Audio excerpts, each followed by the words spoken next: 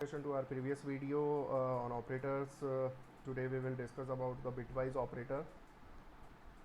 So for moving ahead, bitwise operator, let's see the truth table for binary AND operator, binary OR operator, and binary XOR operator.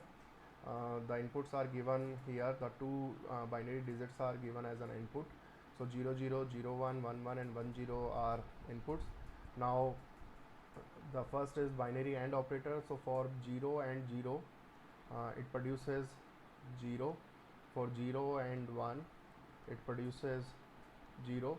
For 1 and 1, it produces 1, and 1 and 0, it produces 0.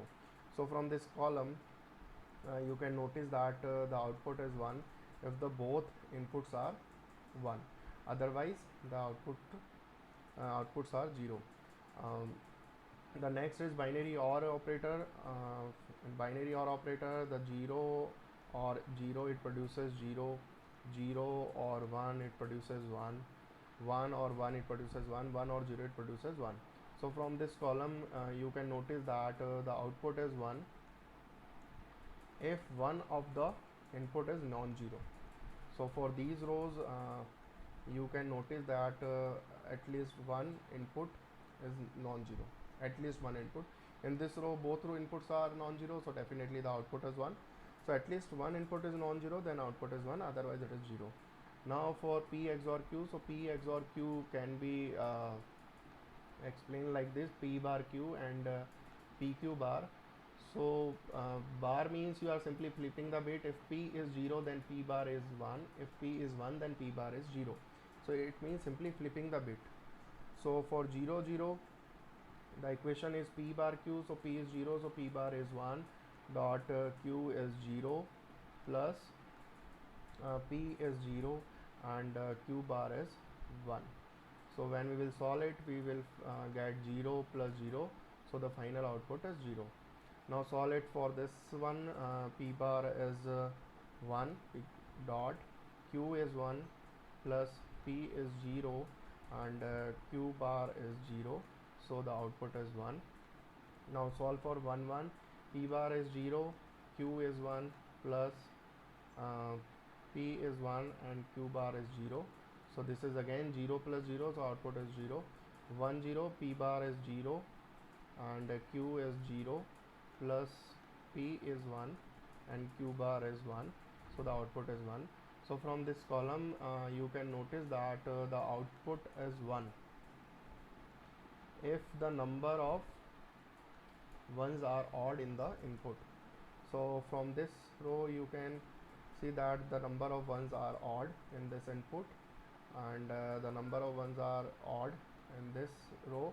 So the output is 1 for these inputs. If the number of if the number of ones are even or all the inputs are 0, in that case the output is 0. Now move to this concept. Two numbers are given here, A60, B13. So the binary equivalent of A is 0 0 1 1 1 1 0 0. The binary equivalent of B is 1 1 0 1 0 0 0 0. Now we will perform the bitwise AND. So from the bitwise AND operator, we know that it produces the 1 if both inputs are 1. So it will generate 1 here and 1 here. It is 0 0 0 0 0 0. So we can check the output here that this is 0 0 0 0 1 1 0 0 and the decimal equivalent of this number is 12. Now we will solve by using the binary OR operator. So in binary OR operator, we know that it produces 1 if either at least one bit is 0. At least one bit is 1, then it produces 1, otherwise it produces 0. So in this the 1 bit is non-zero, this is 0, this is 1, this is 1 1 1 0 0. So we can check the output here. The decimal equivalent is 61. So for at least one non-zero input, it produces 1. Now for XOR, the XOR operator produces 1 if the number of ones are odd, and otherwise it produces 0. So in this, the number of ones are odd, so it will produce 1.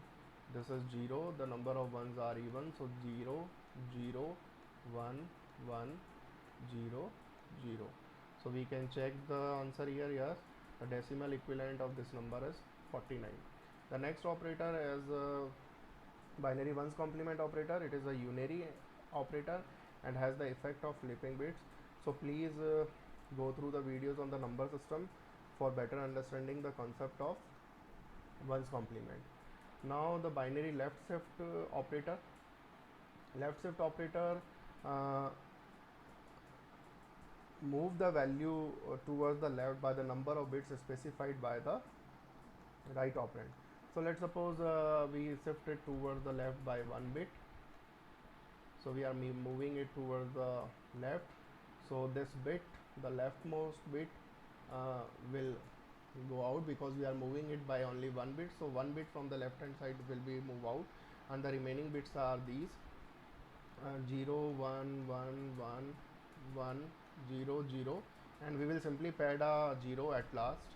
So the decimal equivalent of this number is 120, and it was previously 60. Now we will move it again towards the left by 1 bit. So this leftmost bit will go out, and the remaining bits are these, and we will simply pad a 1 at the last. So this is 1, 1, 1, 0, 0, 0, and we will pad a 0, and it is 240. So when I move a bit toward number towards the left by 1 bit, then I simply multiply it by 2 and I get 120. When I move 120 by towards the left by 1 bit, then it means I multiply it by 2 and get the 240. So moving a number towards the left by 1 bit means we are simply multiplying it by 2. So here we are moving it by 2 bits, so simply we are multiplying it by the 4, so we are directly getting 240. Now moving towards the right, the concept is same. We are moving now the number towards the right. So let's check it what happens.